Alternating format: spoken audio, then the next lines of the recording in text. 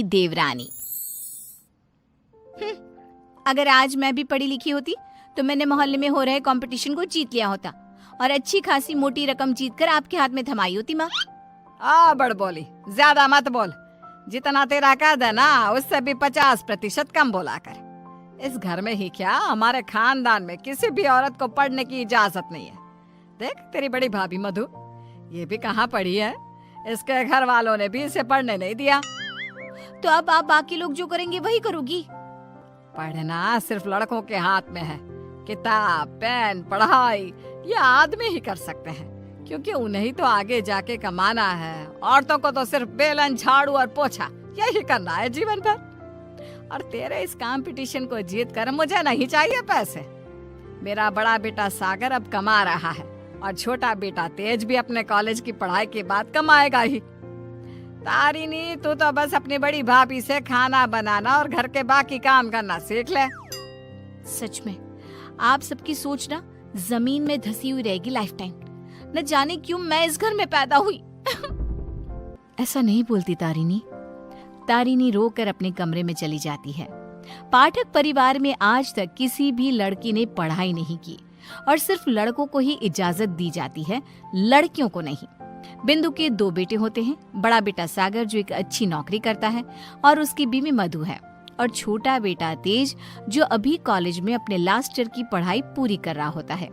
बिंदु और यशराज ने कभी अपनी बेटी तारिनी को पढ़ने नहीं दिया, जिसकी शिकायत वो आज तक करती है। तेज को अपने कॉलेज में प्रीति नाम की एक लड़की से प्यार हो जाता है। प्रीति, वो दरअसल मुझे ये बात तुमसे बहुत समय से कहनी है। कल इकोनॉमिक्स के क्लास के बाद मैं तुम्हारे लिए रुका भी था, लेकिन तुम चली गई। बोलो ना तेज, क्या हुआ, क्या कहना है तुम्हें? प्रीति, अब मुझे तुमसे प्यार हो गया है। क्या तुम मुझसे शादी करोगी?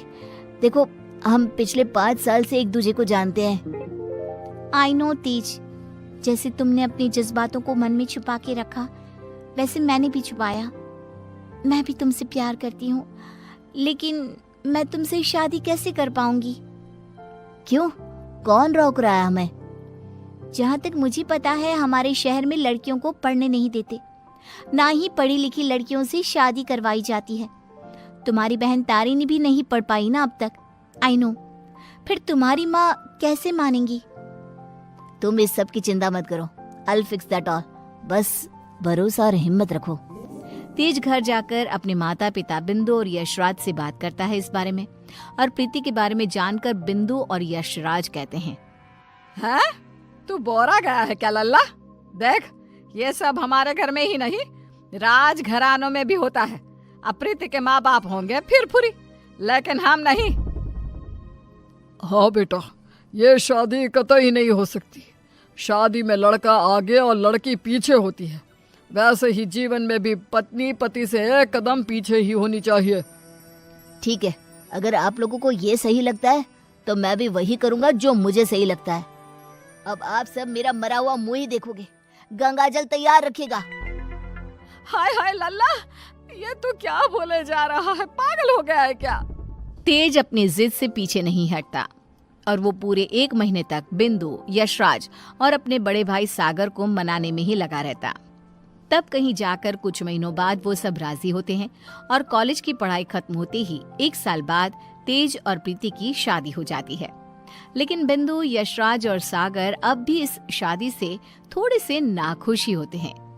जब घर के सभी आदमी खाना खाने बैठते हैं तब प्रीति भी उनके साथ खाना खाने के लिए बैठती है। तभी, अरे ओ कल की अंधी, पागल हो गई है क्या? अरे माना कि तुम एक पढ़ी लिखी लड़की हो, लेकिन इसका मतलब ये तो नहीं ना कि घर के और ससुराल के तौर तरीकों का पालन भी ना किया जाए। खाना पहले घर के आदमी खाते हैं और फिर औरतें खाती हैं। दोनों एक साथ नहीं बैठे, समझ गई? लेकिन मम्मी जी, ऐसा क्यों? मेरा मतलब खाना तो सबका एक ही होता है ना, तो सब अलग अलग बैठकर क्यों खाए? प्रीति, तुम चलो ना रसोई में, चलो, सबके लिए कटोरी में खीर परोसनी है। लेकिन मधु दीदी। प्रीति, माँ और मधु जो कह रही हैं वो सब सुनो। तेज, अपनी बीवी को कुछ समझाओ। प्रीति, प्रीति गुस्से से उठकर रसोई में चली जाती है और मधु के साथ खीर को कटोरियों में परोसने में लग जाती है। प्रीति, हम इस घर की बड़ी बहू हैं, उसके बावजूद भी हमें हर मामले में, हर काम में पीछे रखा जाता है, जूती की नोक पे रखा जाता है, क्योंकि हम पढ़े लिखे भी नहीं हैं। अब सोचो, हम बड़ी बहू होकर भी हमारा ये हाल है, तो तुम्हारे साथ क्या क्या होगा।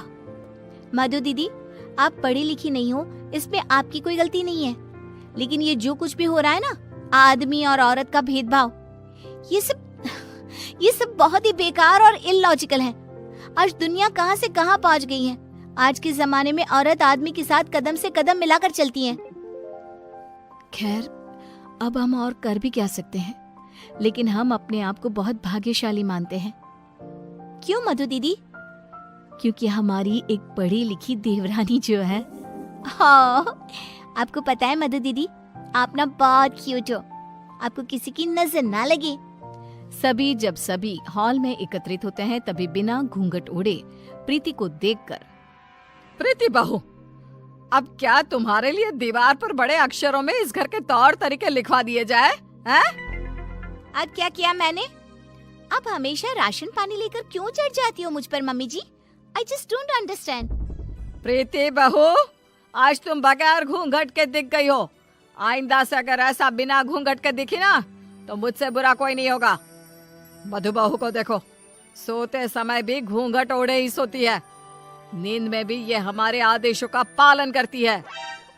और हाँ, एक और बात कान खोल कर सुन लो, आइंदा से बड़ों से और अपने इर्द गिर्द के आदमियों से इतनी बदतमीजी से बात नहीं करना, और इस घर की 4 दीवारों में सिर्फ और सिर्फ सरल हिंदी भाषा का ही प्रयोग होगा, अंग्रेजी भाषा नहीं गूंजनी चाहिए। तेज, अपनी धर्म पत्नी को समझा कर रख। प्रीति निराश हो जाती है और अपने कमरे में चली जाती है।